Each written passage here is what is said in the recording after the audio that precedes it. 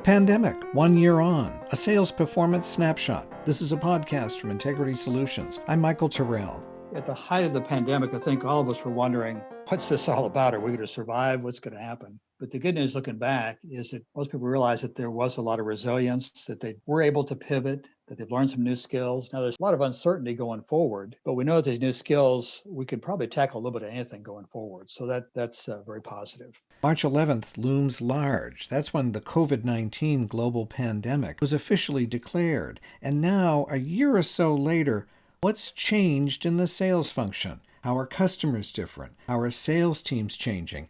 And what does it mean that more companies look to sales as a key driver for the road back? In general, I think most of us are glad to see 2020 behind us. In some ways, it was really an exciting year because most teams realized that they could pivot. They did survive and many times actually thrive. They learned some new skills. We do see the light at the end of the tunnel. And we believe that we can actually perform at a higher level going into the next year. Mike Esterday, CEO and President of Integrity Solutions, with a snapshot on where we are now and thoughts on some of the larger issues I mentioned earlier. I recorded a conversation with Mike recently to catch up on what he's seeing with customers, how sales teams are optimizing differently, and the challenge of virtual selling. We're featuring an edited version of that conversation. Mike, once again, it's great to have a few minutes with you. Thank you, Michael. Looking forward to sharing some ideas around these issues. Let's start with customers. What do we know about customer behavior now and in the time since the pandemic got rolling and the economic downturn, et cetera? I think most customers are saying that the worst is hopefully behind us.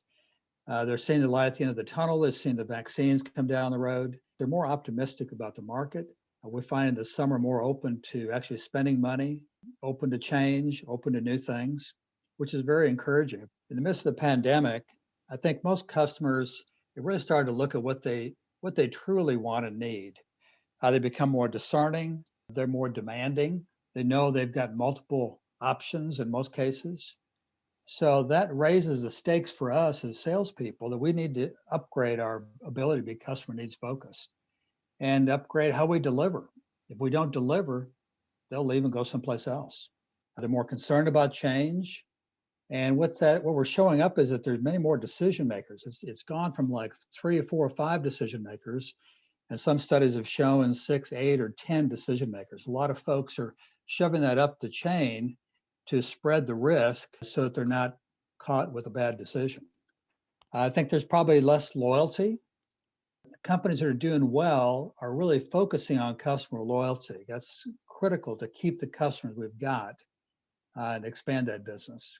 But in general, I think we're seeing more optimism. There's more optimism personally and across companies. Mike, what about sales teams' performance?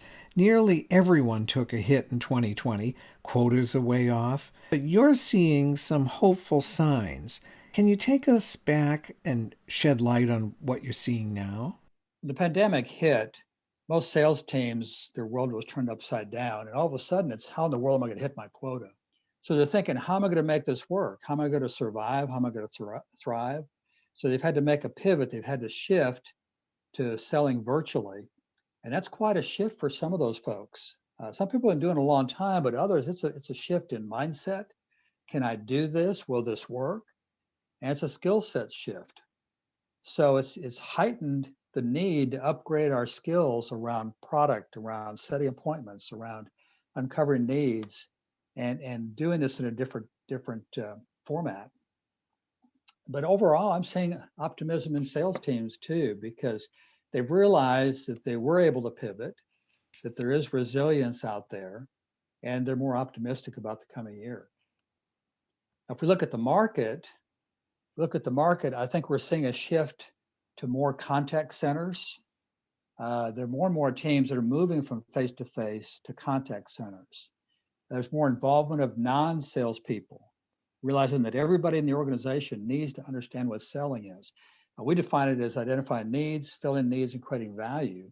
And it's people that don't just have the name sales title that also are involved in that. We're seeing an increase in capital spending, and more teams now are starting to hit the ground running.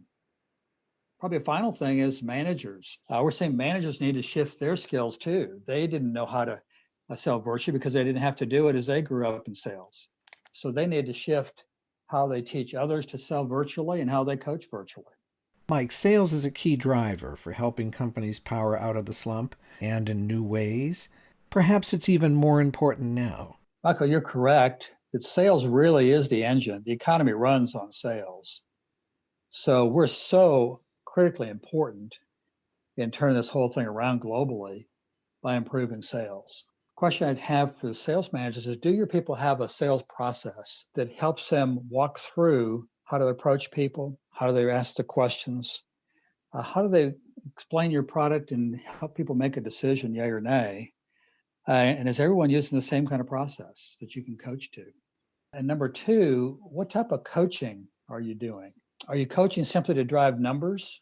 Are you coaching to understand what do these people want out of their profession and how can I help them get it by improving their sales? You talk about coaching, and of course it's growing in importance daily, it seems. And yet, good sales managers don't always know how to coach. So many salespeople got promoted to management because they were successful selling, but they may not understand really how to coach. A couple thoughts. One is, do they understand the process of selling and know how to communicate it to others? Just because they did it successfully doesn't mean they can teach others.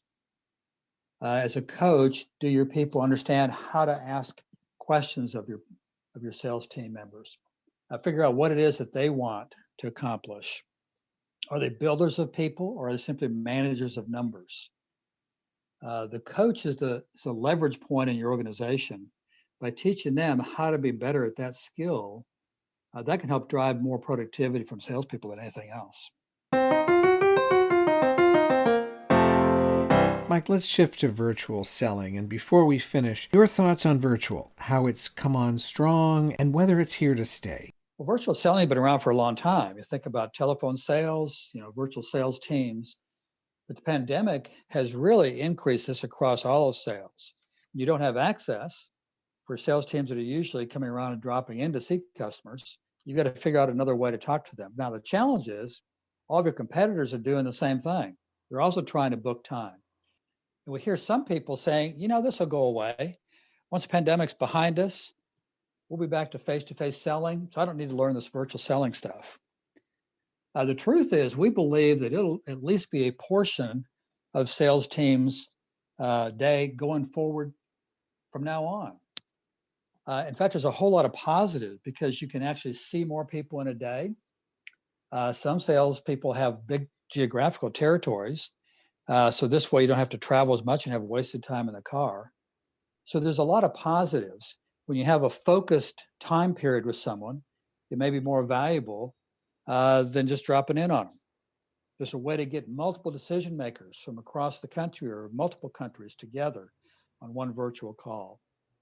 There are ways to use social media to get your message out and connect with customers.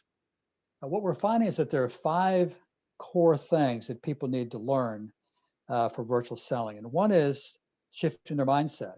It's believing that, yes, I can shift from a face-to-face sales process to virtual and it'll work. I can do that. Number 2 is planning. Pre-call planning and research should be part of a salesperson's day anyway. But if you've got a focused time period, we need to really enhance and upgrade that planning. Third piece is the technology. Do I understand how to smoothly, seamlessly use whatever technology I'm using, Zoom or Teams or GoToMeeting or whatever it might be? Do I know how to share documents?